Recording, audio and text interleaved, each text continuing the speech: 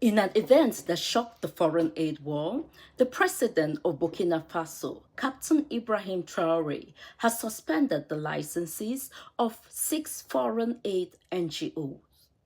The Big Beautiful Bill of US has been passed. A section in that bill affects immigrants and money coming into Africa. These and many more we will look at in today's episode. Hello everyone and welcome back to Global Pulse Daily. On the 5th of July 2025, the president of Burkina Faso, Captain Ibrahim Traoré, suspended the licenses of 6 foreign aid NGOs. It is alleged that these NGOs were actually carrying out illegal activities in the country. Foreign aid NGOs are in the country to help the people and not to interfere in the government or in the sovereignty of that country. After investigations done, the government of Ibrahim Traoré discovered that these NGOs were actually involved in funding opposition to topple out the government of Burkina Faso. They were involved in collecting of data from the people and other things, which affected the national security of the country. Burkina Faso is one of the countries that has been affected seriously by terrorism. So they take their national security very seriously. It is so sad to see a foreign aid company coming in disguise to do aid, but instead they are carrying out illegal activities in the country. This is not the first time we have seen such cases. This has been going on every single time in Africa. When the West is not satisfied with any foreign leader, they start first by sending foreign aid, which starts gathering data and funding opposition. The government of Ibrahim Traoré was smart at investigating these foreign NGOs and actually terminating their contracts. 4 of those NGOs, he terminated their contracts effective immediately, while 2 other NGOs, he suspended them for 2 months. The name of these NGOs have not been released yet. I wish the government actually released this name so that we can all know these NGOs, as they might be carrying out other illegal activities in other countries in Africa. But kudos to President Trump for being smart, for being dedicated to his job, and actually sending out those people. They need to go. Africa is no longer going to accept foreign interference in their sovereignty. This can be seen in the Sahel region. When Ibrahim Traoré came to power in 2022, he sent out all the foreign militaries out of his country. This was a sign for these foreign aid NGOs to know that he doesn't want interference. So for them to stay in the country and keep on carrying these activities, it's a big thing. That affects their security. We really want that the president should release the names so that we all can know if they're in other countries, to be aware. In other news, the Big Beautiful Bill of President Trump has been passed. One section in that bill caught my attention. In the bill, it says aid from individuals sent out to the other countries is supposed to be taxed.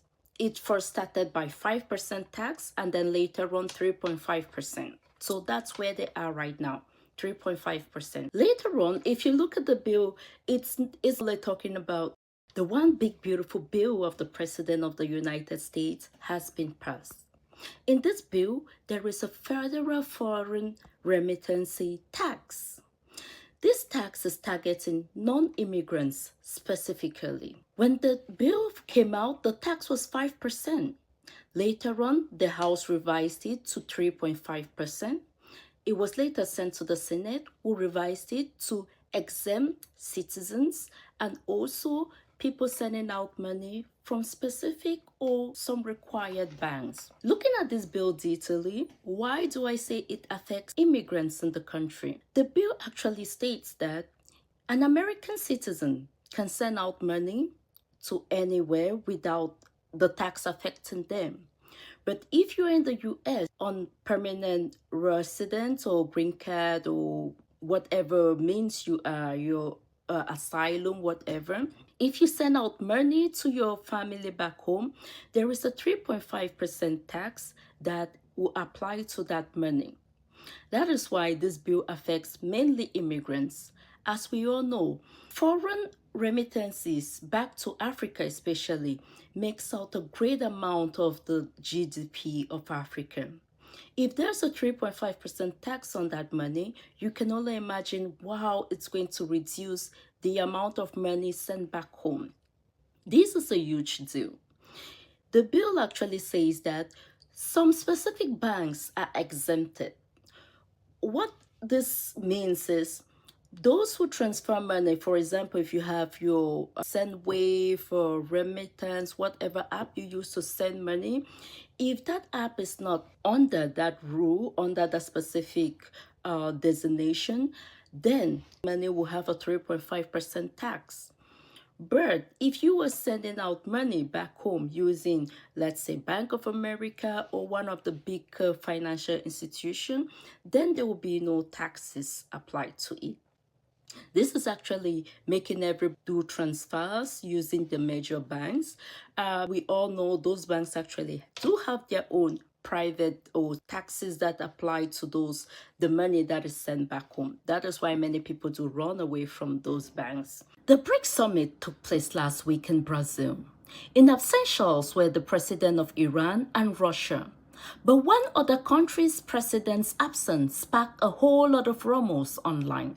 The president of China, His Excellency Xi, was missing from the BRICS summit in Brazil. It is alleged that his mother passed away or he is undergoing some medical treatment. One other important thing that has been rumored online was that there is a power struggle going on right now in China, and Xi is going to be replaced by another general. As of right now, we do not know what is going on in China, as His Excellency President Xi has not made any public appearance in the past few months. We hope he is well and healthy. Why at the BRICS summit? It was alleged that the president of China was not happy because the president of Brazil invited the president of India for a dinner meeting without inviting the president of China. As we all know, China is the backbone of BRICS, and the president of China's absence in this meeting could speak volume or could mean nothing, because this is not the first time that President Xi has sent a smaller delegation to represent the country. This might be a strategic movement from China's part, actually positioning themselves as the world leader. This is saying that President Xi is actually deliberating power. The power that was endorsed unto him, he is deliberating that power to some other people, which is a good strategy, as the president of China has been seen to carry a whole lot of power. One thing that we wait to see in this BRICS summit is how they are going to move forward when one of the BRICS members is attacked. As we all know, with the G7, once you attack one member, the whole crowd follows. But with BRICS has been seen as an economic alliance, which helps smaller countries, or mainly the global South and Asia, navigate the sanctions of the West. But it is high time BRICS moves over to the big boys stage, actually addressing war.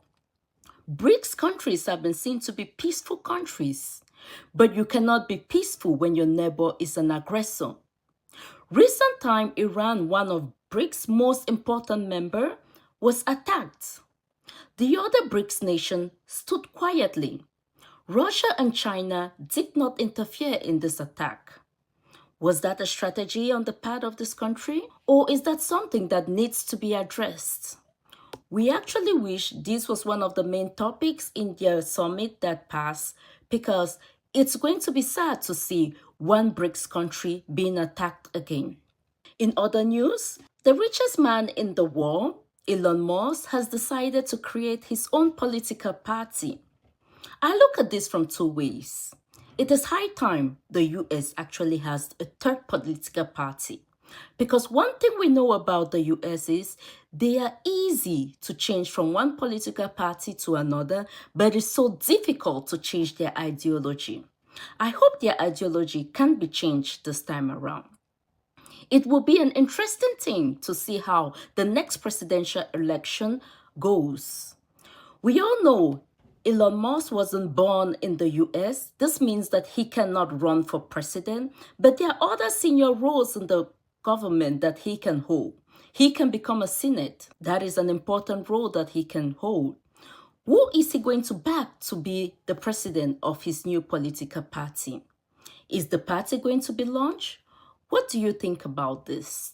If you are interested in news and other stories, make sure you like and subscribe to my channel as I bring to you breaking news from all around the world. Thank you for subscribing. This is Global Pulse. Have a great day.